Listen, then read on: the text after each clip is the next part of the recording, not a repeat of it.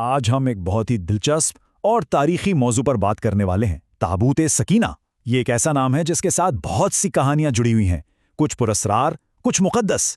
تو آج ہم اس کی اصل حقیقت کو جاننے کی کوشش کریں گے، اور ہاں، یہ جو بھی معلومات ہم آپ کے ساتھ شیئر کر رہے ہیں، یہ انجینئر عبد الرحمان محمود کی تحقیق پر مبنی ہے، جو مستند اسلامی ذرائع سے لی گئی ہیں۔ وہ خود ایک IT سیکیورٹی کنسلٹنٹ ہیں اور الفا پیلر کرپٹو ٹول کے مصنف بھی ہیں، جسے دنیا بھر کے سیکیورٹی ماہرین استعمال کرتے ہیں۔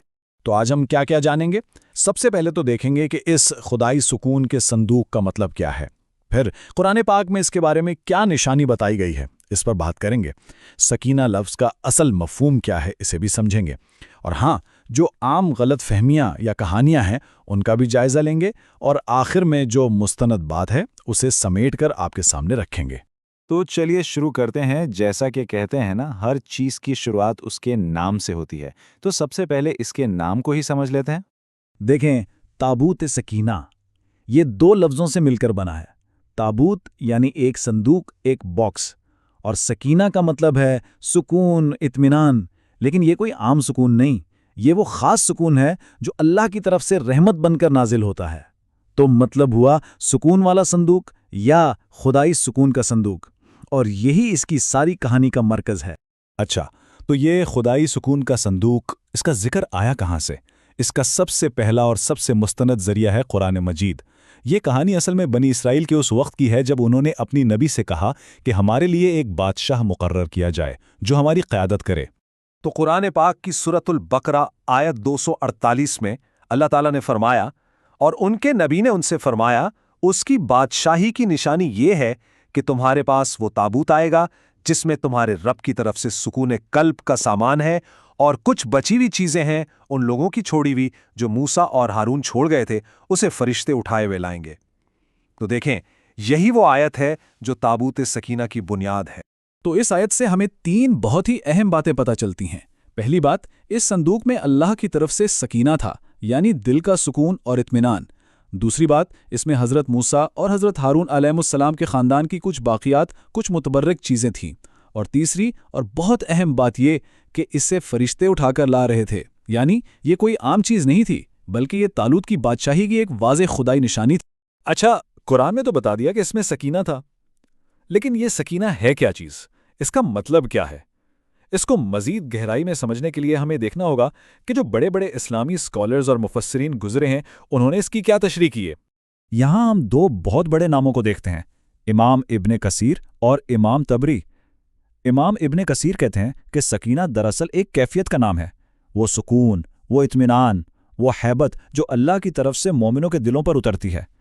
جبکہ امام طبری اس بات پر زور دیتے ہیں کہ اس تابوت کا واپس آنا اپنے آپ میں ایک پیشگوئی کا پورا ہونا تھا، اور اسی وجہ سے یہ روحانی سکون کا ایک ذریعہ بنا۔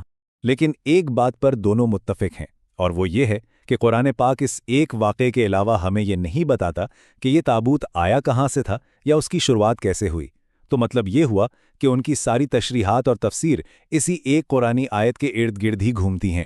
تو اب تک ہم نے وہ بات کی جو مستند ذرائع سے ثابت ہے۔ اب ذرا ان کہانیوں اور دعووں پر بھی نظر ڈالتے ہیں جو بہت مشہور تو ہیں، لیکن جن کا ذکر ہمیں مستند کتابوں میں نہیں ملتا۔ یعنی حقیقت کیا ہے اور افسانہ کیا ہے؟ تو سب سے پہلا اور سب سے بڑا سوال جو ہر کسی کے ذہن میں آتا ہے وہ یہ ہے کہ آخر یہ تابوت آج ہے کہاں؟ اور اس کا جواب بالکل سیدھا اور صاف ہے۔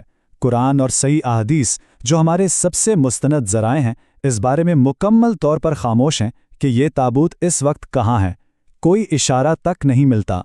چلیں کچھ مشہور دعووں کو دیکھتے ہیں، جیسے کہ کچھ لوگ کہتے ہیں یہ ترکی میں ہے، کچھ کہتے ہیں افریقہ میں، لیکن سچ یہ ہے کہ مستند ذرائع میں اس کے مقام کا کوئی ذکر نہیں۔ پھر ایک کہانی ہے کہ یہ حضرت آدم علیہ السلام کے زمانے میں بنایا گیا تھا، جبکہ قرآن میں اس کا ذکر صرف اور صرف طالوت کے بادشاہ بننے کے واقعے میں ملتا ہے۔ اور سب سے اہم سوال، کیا اسے ڈھونڈنا ہمارا کوئی دینی فریضہ ہے؟ تو جواب ہے بالکل نہیں۔ ہمارا ایمان قرآن میں بیان کی گئی کہانی پر ہے، اس صندوق کو جسمانی طور پر تلاش کرنے پر نہیں۔ تو پھر اتنی ساری باتوں کے بعد خلاصہ کیا نکلا؟ وہ کیا چیز ہے جو ہم وثوق سے کہہ سکتے ہیں؟ چلیں ان نکات کو ایک بار پھر دہرا لیتے ہیں جو بالکل مستند ہیں۔ دیکھیں، 6 باتیں ہیں جو بالکل صاف ہیں۔ پہلی، اس کا ذکر قرآن میں سورۃ البقرہ کی آیت 248 میں ہے۔ دوسری، یہ بادشاہ طالوت کی حکمرانی کی ایک خدائی نشانی کے طور پر آیا۔ تیسری، اس میں اللہ کی طرف سے سکینہ یعنی اطمینان تھا۔ چوتھی، اس میں حضرت موسیٰ اور حضرت ہارون کے خاندان کے تبرکات تھے۔ پانچویں، اسے فرشتے لے کر آئے تھے۔